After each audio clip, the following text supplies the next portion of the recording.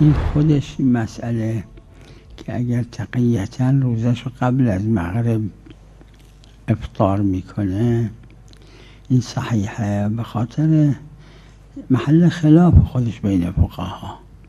اما جماعتی فرمودن از روایات تقیه استفاده میشه که همین قبوله. اما اگر روزه نمیگیره تقیةً،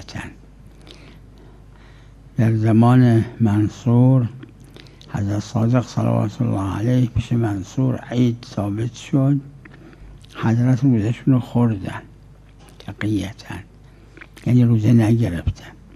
کسی به حضرت گفت عیده؟ فرمودن نه. گفت پس چرا میخوری؟ فرمودن روایت داره